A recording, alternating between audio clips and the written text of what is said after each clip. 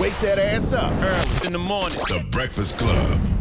Morning, everybody. It's DJ MV, Angela Yee, Charlamagne the Guy. We are the Breakfast Club. We got a special guest hanging out with us this morning. Yes, indeed. Miss Angela Rye. Welcome back. Hey, family. What's happening? Got the money green on? Yeah. Okay. Yeah. This is like the last day I could probably get away wearing this suit, and I'm already cold. So. Why is that? Because it's the weather Because of the changing. fabric? Nah, it's still going to be nice. It'll be like 75 degrees the next couple of days in New York. Man, you in LA, so you good. I'm not going to be here, and I'm not going to be in LA. I got to go to D.C. Okay, Well, let's do your schedule. Let's talk about everything that's going You on. kind of just did, though. Yes, let's. So where you want to jump? Where you want to start?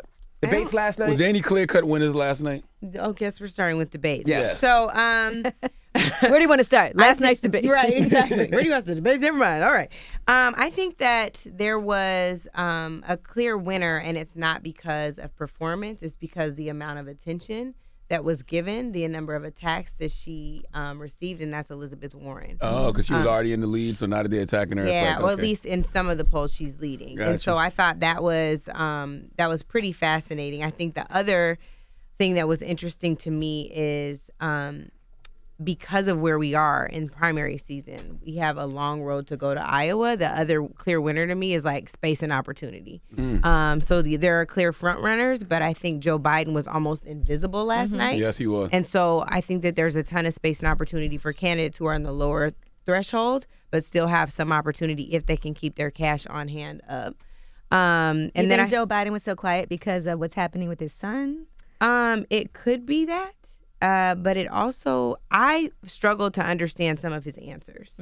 I really did, and I was surprised by that. There were some moments where I'm like, what is he actually talking about? Granddaddy getting old. Well, and I'm not even trying to do that because. But that's what it sounds like. Well, here's the thing that's so fascinating about that, right? Elizabeth Warren is older, super clear. Bernie Sanders, not only older, but on the other side of a heart attack, super clear and came ready to play. So I think if there was another winner by the fact that he could stand flat-footed, have to answer questions about his health on the other side of a heart attack and be like, I'm here, I'm good. Thank y'all for your thoughts and prayers. And just stood there. I didn't think the questions about his health was fair because nobody can predict their health in the future. Well, I think it's fair in so much as if we move on the other side of what's polite, it's something that's the elephant in the room. Like we're all going to be thinking about what's going to happen when he debates Trump. You know, like I think it's a real. But anybody up there could get sick, though. Yeah, anybody could, but he did. He did have He a had a heart heart attack. attack in the middle of the primary. And what do you think about that? Him running for president, he just had a heart attack. Does that give you confidence in him? I think he got a stronger heart now, and he showed it last night. He showed that he has a courageous type of heart and a healthier heart. And he's getting some good endorsements. Yes.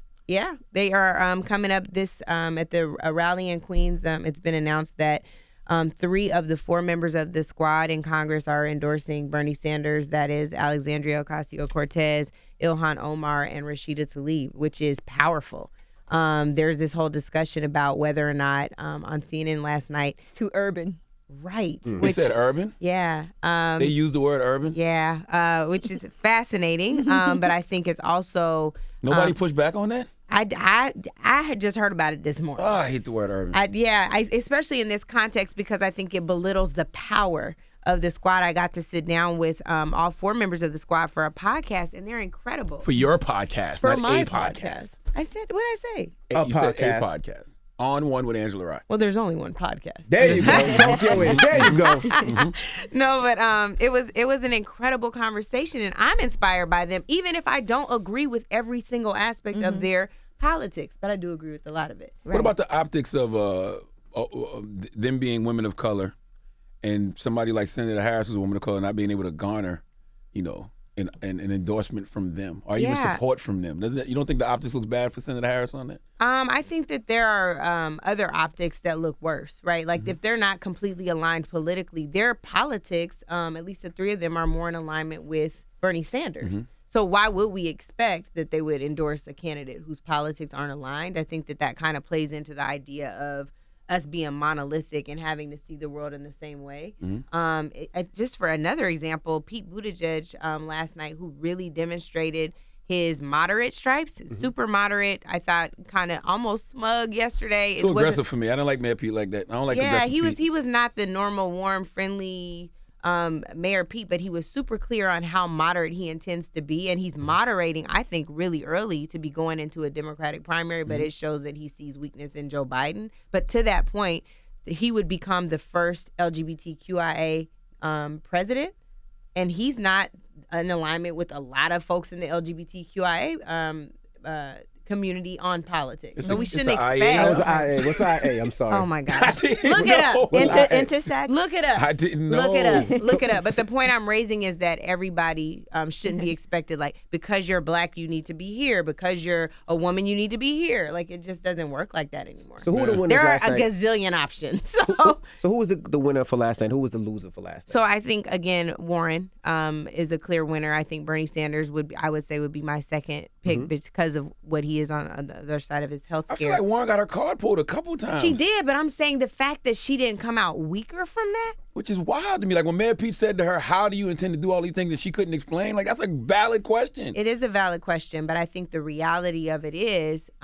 she will have time to answer it. And like all of the responses that I'm seeing, it just doesn't look like she was weakened from it. But who's prepping these people? Like, if they ask you how you're going to get it done and you don't know, like, aren't these things that your team should be having a conversation with beforehand? And I'm sure that there have been conversations about it. The reality of it is there's some aspects of pay-fors, which is how you're going to pay for any particular policy proposal, that aren't going to be totally popular. Right. And right now, she sees herself as a selfie candidate. So she could end up losing some support that she's garnered from Bernie Sanders' base by saying things that young people, frankly, don't like, or people who are uber progressive don't like. Does she want to tax like 70%? Is that something that I keep hearing? So the thing that I think is fascinating about her proposal, and she talked about it last night, about wanting to tax wealth and not income, that's actually something that tremendously benefits people of color and folks who are experiencing wealth in first generation. Somebody like you house flipper over there with your 19 job. I'm trying. But you know, if you're someone who is just coming into a certain level of income, when you get that first, IRS bill, if you're a business owner, or that first moment I was where like, you get damn, your pay Amazon stub, didn't have to pay nothing. Well, I got to pay all this money right? for Amazon. Right. I And said so that what too. happens is you're like, I'm said that supporting yesterday. all of these members of my family. How am I going to make ends meet? I'm just coming into wealth. So I think it's a fascinating proposal, and there's actually a lot of places where she can grow into that. 70% is probably a non-starter for anyone. But I think that there's some space. And again, all these folks are going to have to moderate come time for a general election. And that's what's so weird to me about Senator Warren, the fact that she doesn't know how she's going to get a lot of these things done. And if she does get in there, she knows none of this stuff is going to pass through the Senate. How can people buy into what she's selling? Well, I think that there are a couple things. One is candidates were given 75 seconds to answer, right? And her, through and through, Elizabeth Warren, why I gotta sound like I'm a Elizabeth Warren surrogate this morning? This is my last defense. But the thing that I do, She'd love your outfit. What? Anyway, the first thing that I would say is she has plans, like detailed plans She didn't on have her time website. to explain it She in can't. 75 it's seconds. impossible, especially in a rebuttal when Right. she's getting challenged, right? Because I think it was 45 seconds for the rebuttal. The reality of it is she is the person who stood up the Consumer Financial Protection Bureau under Barack Obama. That's the shady moment she had with Joe I love Biden. that. That was her best moment.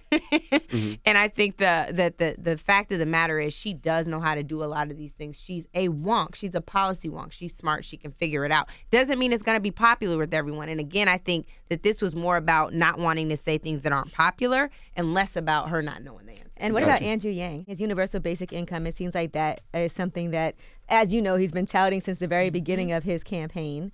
So what do you think about Andrew Yang's performance last night? And do you feel like that is a good idea? So it's so funny. I feel like there were 3 candidates who really disappeared on stage to me last night, and that was Andrew Yang is one of them. Joe Biden is another one, and Tulsi Gabbard is my third.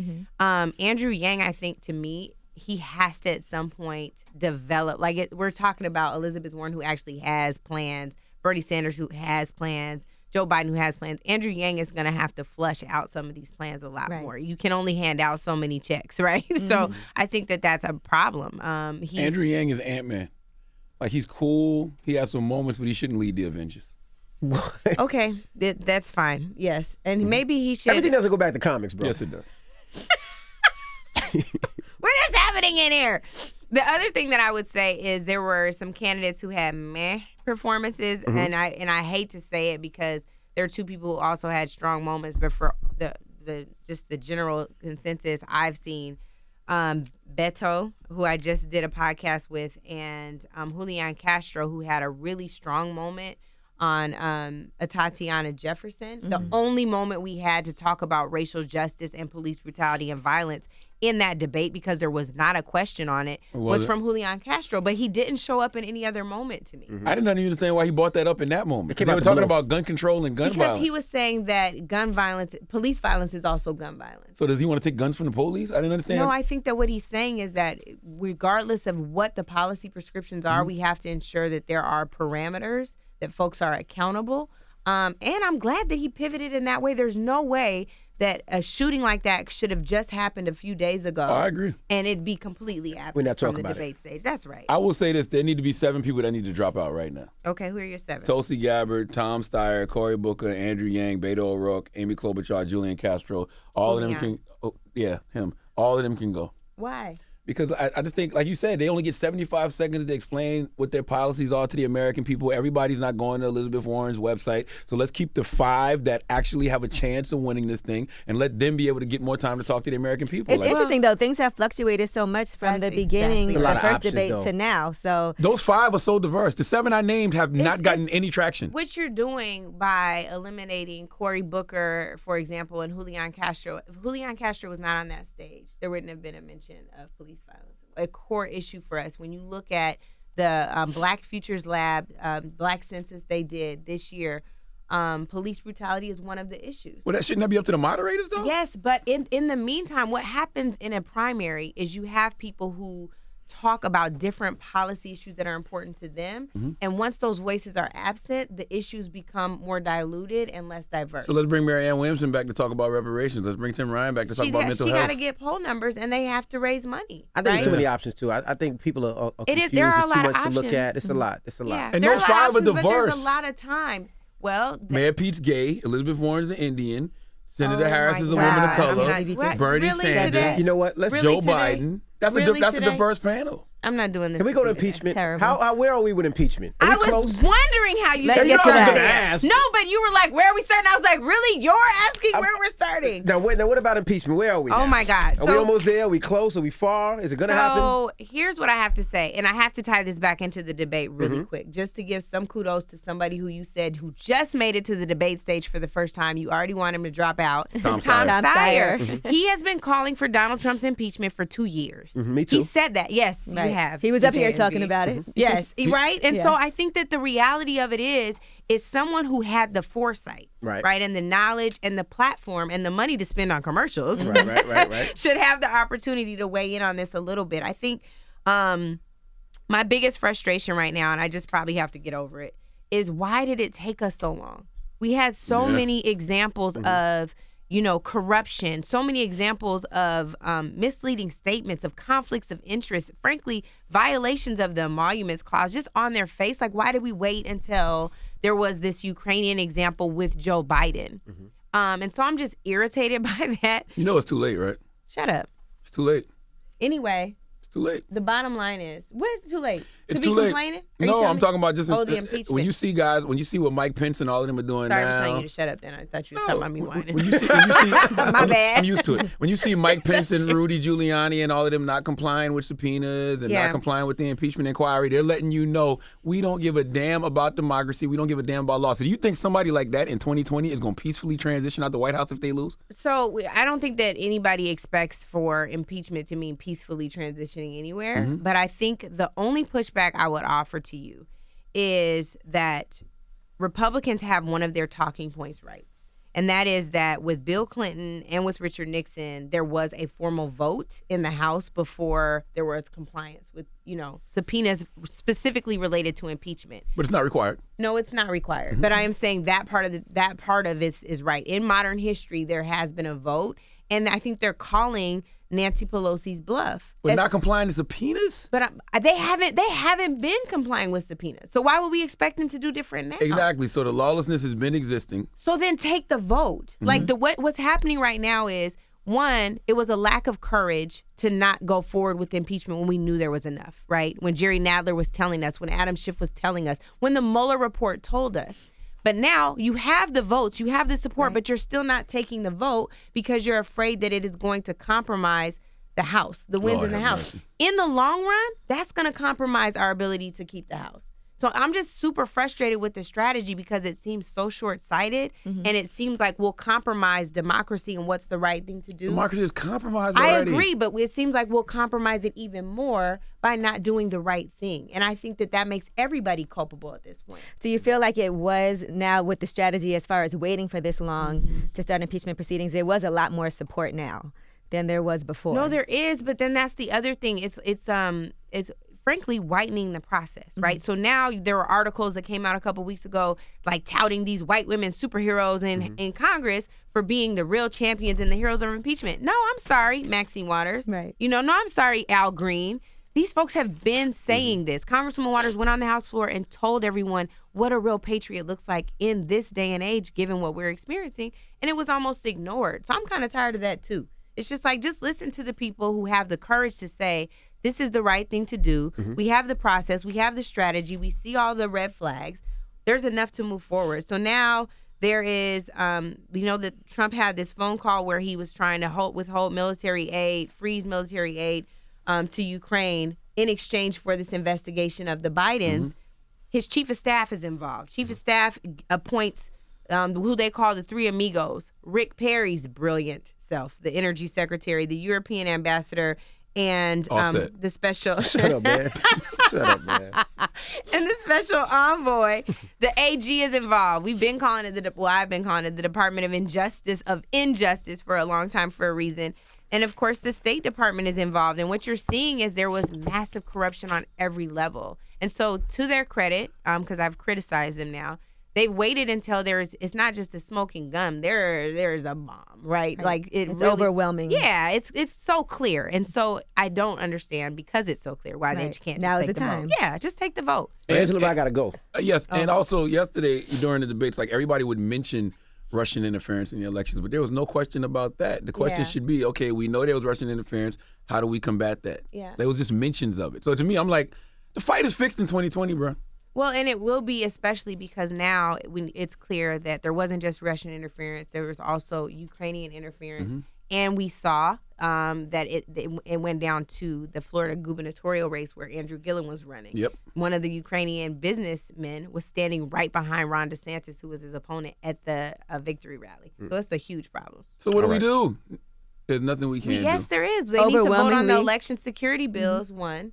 They have to. Oh, no. That What you rolling your I'll eyes remind at? Angela, because she said overwhelming votes. That's what all Democrats are saying. To me, that's an admission of defeat. I mean, that's how Obama won. What? No. Oh, no. It's a different game, though. Now. Yes. It's a different, we can't just go. We can't. I think that it's irresponsible for us to tell people to go vote if we know that their votes could be compromised. That's all I'm saying. Right. But we still have to tell people to go vote. Yes, and but we vote need on to that make as well. sure before we get to voting this time, we need to make sure that their votes are protected. Yes. That machines can't be hacked. Correct. Right, and that Yes. the systems can't be compromised. That's everything we Because experienced my in fear is that 2016 if and people feel like, 2018. well, it's compromised, so I'm just not going to vote because it doesn't matter. Yeah, but whatever. But, The fight is fixed. but it can matter if we get them to pass. So the House has already passed these election security measures. Mitch McConnell. All of these machines are hackable because they don't have the funding to replace them. So as soon as they have the funding to replace them, absolutely your vote matters. Absolutely your vote is your power. But I feel like I am being reckless and irresponsible telling people right now that it will count. It's not necessarily counting. It didn't count in Andrew's race. It didn't count in Stacey's race. And they got to stop suppressing votes, right? And so part of that means don't just believe your political power happens at the ballot box. It happens before. Right, so you have to make sure you're registered. 224-3121. Make Mitch McConnell again. pass these bills. Yes. 202-224-3121. Yes, register, Angela. Yes, make sure that your registration is valid. Yes, make sure that you are fighting the power. Check out Stacey Abrams' Fair Fight 2020. Yes. Come on. What else Yep. you got? That's good. it. That's a good word. That's all Instead I of got. just complaining. Well, thank you for joining us. Thank you, guys. You want to give me your information again? What's your information? All your stuff for people to get in touch with you. Twitter, Instagram, Instagram, Facebook, podcast. MySpace, Black Planet, all that stuff. Oh, we bringing it all I'm the just way joking. back. You just put up Back in Beto the time. O'Rourke yesterday on your podcast. Yes, we did. A On Beto One with O'Rourke Angela Rye. podcast. He's supposed to be coming to the Breakfast Club soon, right? He ain't coming. He's coming. He wants to come. He said he's coming, y'all. Thank All right. you guys for having Well, me. thank you for joining us. It's the Breakfast Club. Good morning.